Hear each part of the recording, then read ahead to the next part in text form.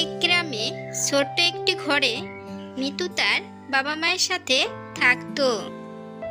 ও মা, মা, বাবা কোথায়? মা, মা, তুমি বলেছিলে তুমি কয়েকদিন পর আমাকে সুন্দর একটি জামা কিনে দিবে, কিন্তু কতদিন হয়ে গেল তুমি এখনো আমাকে একটা জামা কিনে দিচ্ছ না। কেন দিচ্ছ না মা? তাহলে তুমি কেন বলেছিলে তুমি কয়েকদিন পর আমাকে সুন্দর একটি জামা কিনে দেবে?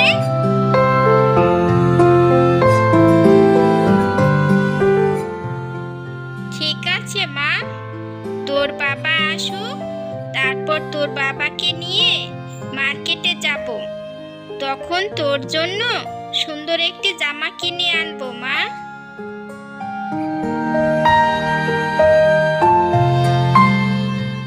ও মা, মা, তুমি সত্যি বলছো তুমি কালকে আমাকে নতুন জামা কিনে দেবে তো? হ্যাঁ মা, কালকেই তোকে সুন্দর একটি জামা কিনে দেব।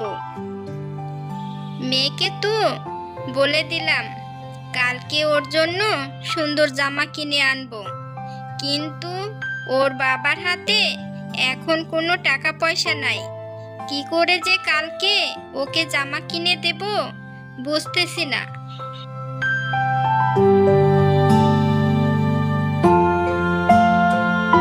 দাঁড়াও, এই খুকি, দাঁড়াও, আমাকে তোমার সাথে নিয়ে চলো, তোমার কাজে লাগবে। শোনো, আমি সেই পাথর না, আমি একটা জাদুই পাথর। তুমি আমার কাছে যা চাইবে তুমি ঠিক তাই পাবে।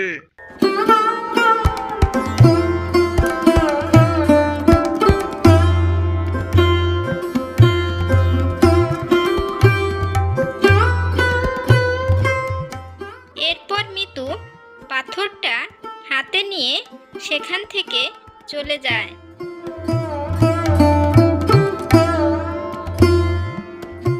ও মা, মা, আমি আজকে রাস্তায় আসার সময় একটা পাথর পেয়েছি, আর জানো মা, পাথরটা না কথা বলে।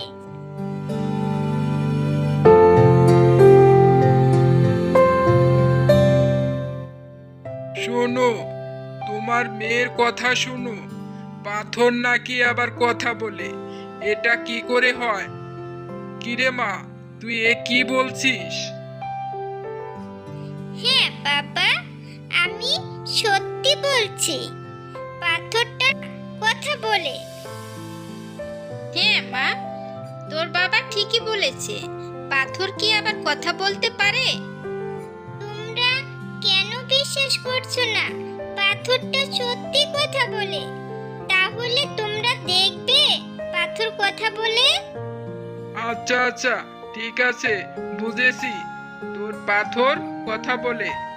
এখন চলো আমরা খাওয়া দাওয়া করে ঘুমিয়ে পড়ি, তারপর কালকে সকালে তোর পাথরের কথা শুনবো। এই কথা বলে তারা রাত্রে খাওয়া দাওয়া করে ঘুমিয়ে পড়ে। পরের দিন সকালবেলা মিতুর বন্ধু নিপার কাছেও পাথরের কথা বলে। জানিস নিপা, আমি না কালকে একটা পাথর পেয়েছি, আর সেই পাথর না কথা বলে। তুই ঠিক বলছিস তো, পাথর কথা বলে? হ্যাঁ নিপা, আমি সত্যি বলছি, পাথরটা কথা বলে। এরপর মিতু সেখান থেকে চলে যায়। এরপর নিপার বাবার কাছে সেই পাথরের কথা বলে। জানো বাবা, আমার বন্ধু মিতু না একটা কথা বলা পাথর পেয়েছে আর সেই পাথর কথা বলে। বাবা, তুমি আমাকে ওই রকম কথা বলা পাথর বাজার থেকে কিনে দেবে, বুঝেছো বাবা? এটা তুই কি বলছিস মা? মিতু কথা বলা পাথর পেয়েছে? তাহলে তো ওটা একটা জাদুই পাথর, আর ওই জাদুই পাথর বাজারে কিনতে পাওয়া যায় না মা। আমি ওই মিতুর থেকেই পাথরটা নিয়ে আসবো। না বাবা, ওটা তো মিতুর পাথর, ওটা কেন তুমি আনবে? তুমি আমাকে বাজার থেকে কিনে দেবে ওই রকম পাথর, বুঝেছো? ঠিক আছে, আমি তোকে বাজার থেকে কিনে এনে দেবো পাথর।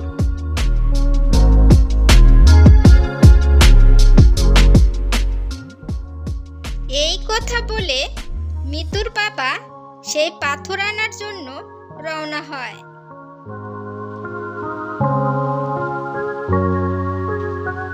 এই রহিম, রহিম, বাইরে বেরিয়ে আয়। কি হয়েছে জমিদার মশাই? আপনি এখানে? আমাকে ডাকলেই তো পারতেন, আমি যাইতাম। আপনি কেন এসেছেন জমিদার মশাই? বলুন।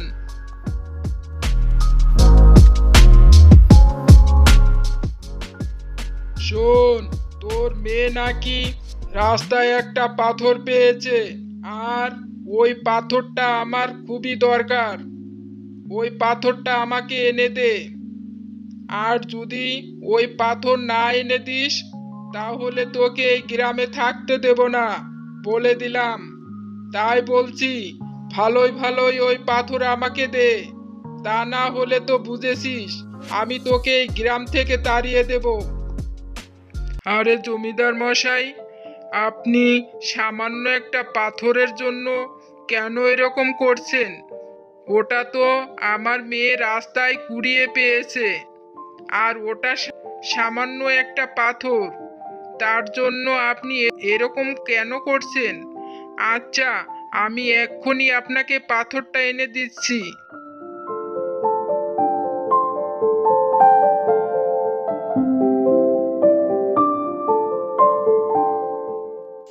এরপর মিতুর বাবা সেই কথা বলা পাথরটা এনে দেয়।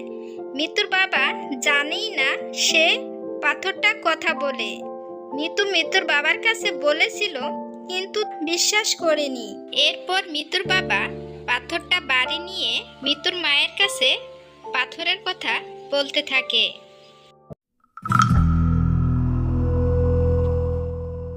শোনো, এই পাথরের কাছে আমরা যা চাইবো তাই পাবো।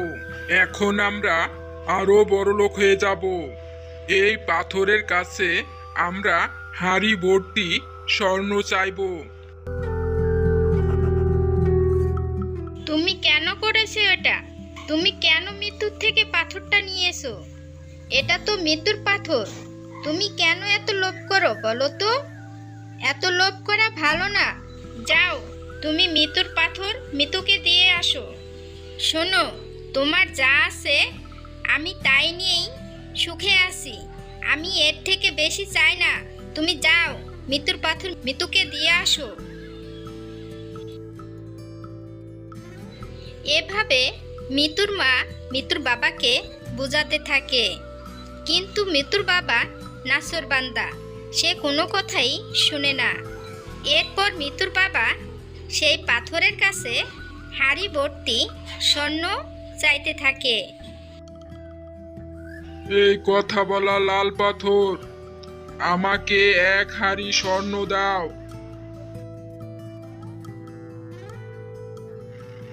আমি তোমাকে কোনো স্বর্ণ দিতে পারবো না, কারণ এমনিতেই তোমার অনেক টাকা পয়সা আছে। আমি শুধু গরিব মানুষদের সাহায্য করি। না, তুমি আমাকে এক হাঁড়ি স্বর্ণ দাও, কারণ তোমার মালিক এখন আমি। তাই তোমার মালিক হয়ে আমি তোমাকে আদেশ করছি, তুমি আমাকে এক হাঁড়ি স্বর্ণ দাও।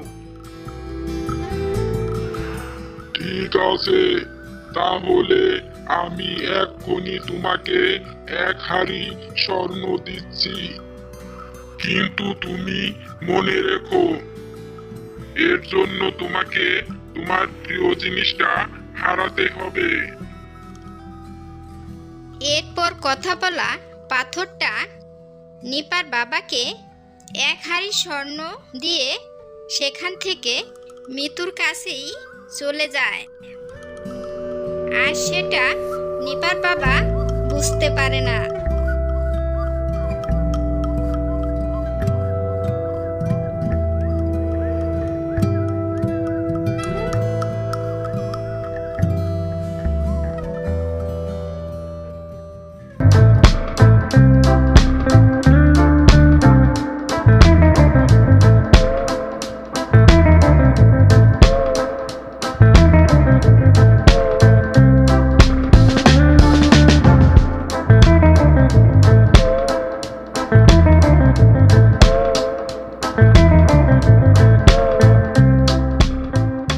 ওদিকে নিপা ঘরে সেই পাথরটা না পেয়ে নিপার মার কাছে বলতে থাকে,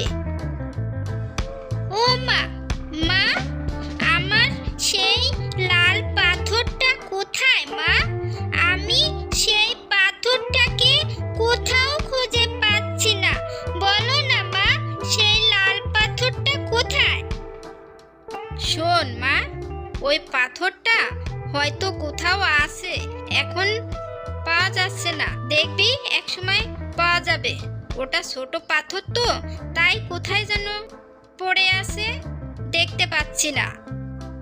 কয়েকদিন গেলে ঠিকই পাবো।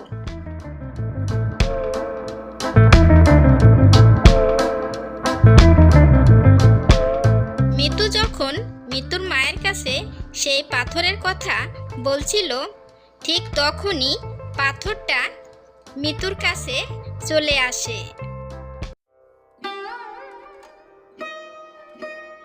ওদিকে কয়েকদিন পর নিপা অসুস্থ হয়ে পড়ে।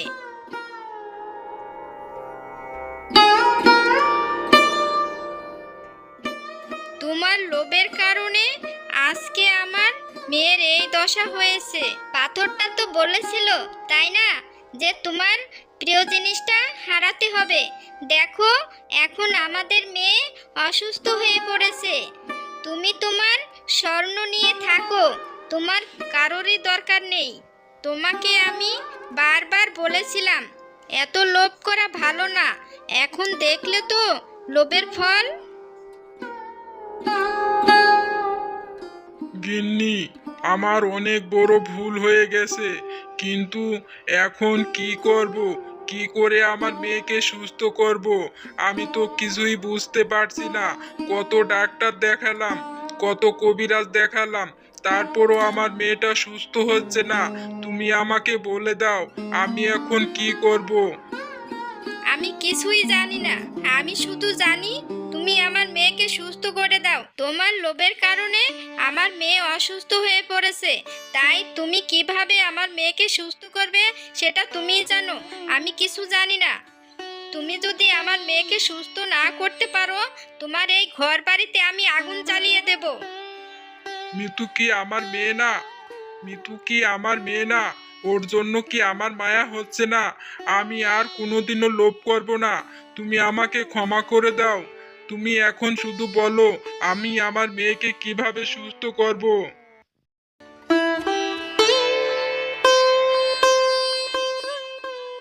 সুস্থ করার মালিক তো আল্লাহ, কিন্তু কোনো ওসিলা তো থাকতে হবে।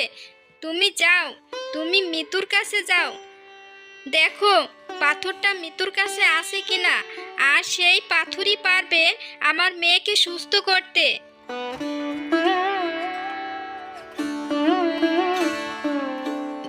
এরপর নিপার বাবা মিতুদের বাড়ি যায় আর মিতুর বাবার কাছে সব কথা খুলে বলে। এরপর মিতুর বাবা মিতুকে নিয়ে নিপাদের বাড়ি সেই পাথরটাকে নিয়ে চলে আসে। এরপর পাথরটাকে বলে নিপাকে সুস্থ করে দেওয়ার জন্য, আর সেই লাল পাথরটা নিপাকে সুস্থ করে দেয়। এরপর থেকে নিপার বাবা আর কোনোদিনও লোভ করে না। তখন থেকে নিপার বাবা ভালো হয়ে যায়।